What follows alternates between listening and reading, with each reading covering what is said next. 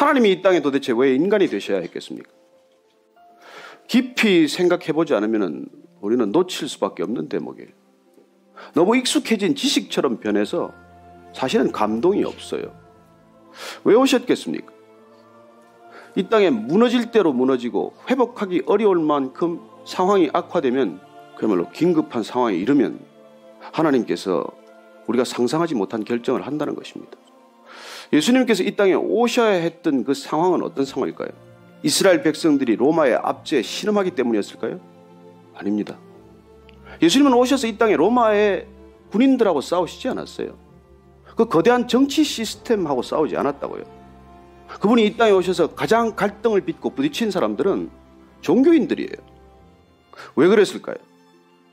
유대인들은, 이스라엘 백성들은 다 이 유대 백성들을 로마의 압제로부터 풀어줄 정치적 메시아, 군사적 메시아를 갈망했는데 왜 예수님은 오셔서 정치인들이나 군인들하고는 상대를 하지 않고 종교인들하고 부딪혔냐는 것이죠. 그리고 하나님이 이 땅에 오셔야 했던 목적은 하나님을 독점하고 있는 사람들 때문이었어요.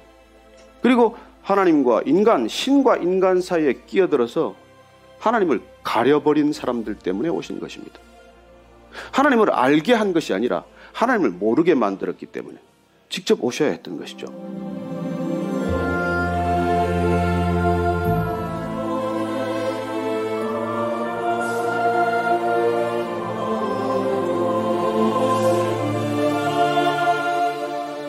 그분은 사람들이 기대하는 방법으로 오지 않았어요. 여러분, 요셉과 마리아가 예수를 낳는데 낳을 곳이 없다는 것입니다. 그래서 인간이 낳을 수 있는 상황이 아니라 어떤 인간도 낳을 수 없는 상황을 선택하신 것입니다. 말 구유에 나셨다는 거예요. 무슨 뜻입니까? 인간이 태어날 수 없는 곳에 태어나셨다는 것이죠. 여러분, 가장 낮은 곳에 임했다는 것이 말씀하시고 싶은 메시지 아니겠어요? 메시아가 이 땅에 오는데, 하나님이 이 땅에 오는데, 인류를 위해서 오는데 가장 낮은 곳에 오셨다, 이거 얘기하는 것 아닙니까? 그보다 더 낮은 곳이 어디 있고 더 천한 곳이 어디 있겠습니까? 여물통을 비워서 그걸 씌워서 거기다가 애를 눕혔다는데 거기보다 더 천한 곳이 어디 있겠어요? 그리고 이 땅에 우리가 하나님이 오신 방법, 인류를 위해 오신 방법의 장소의 선택이 그런 곳이라는 것입니다.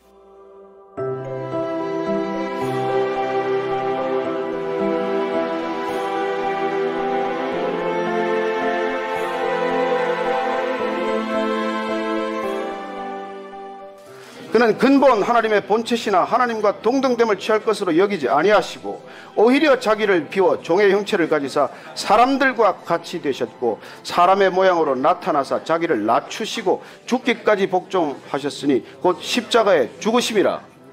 여러분, 하나님의 은혜란 하나님이 사람과 같이 되는 것이라는 거예요. 그리고 하나님께서 왜 인간과 같이 되셨습니까?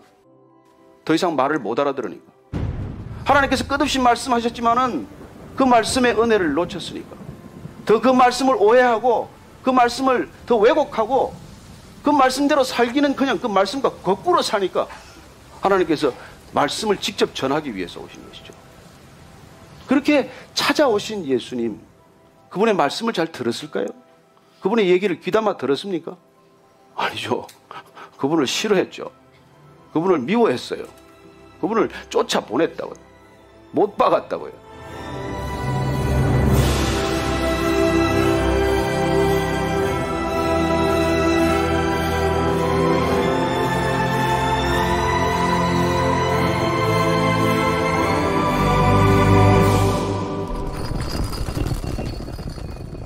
영이신 하나님께서 인간의 영, 죽은 영을 되살리고 영과 영끼리 커뮤니케이션 하기 위해서 이 땅에 오신 사건, 이게 말씀이 육신이 된 사건이라는 거예요.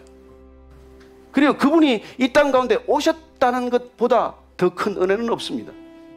그분이 이 땅에 오신 것, 그분이 말씀으로 오신 것, 그분이 다시 말씀하기 시작한 것, 그분이 다시 말씀하신 것을 살아내기 시작하는 것, 그 말씀이 육신이 된 것을 우리가 눈으로 보게 하신 것, 이게 하나님 은혜의 클라이맥스라는 거예요.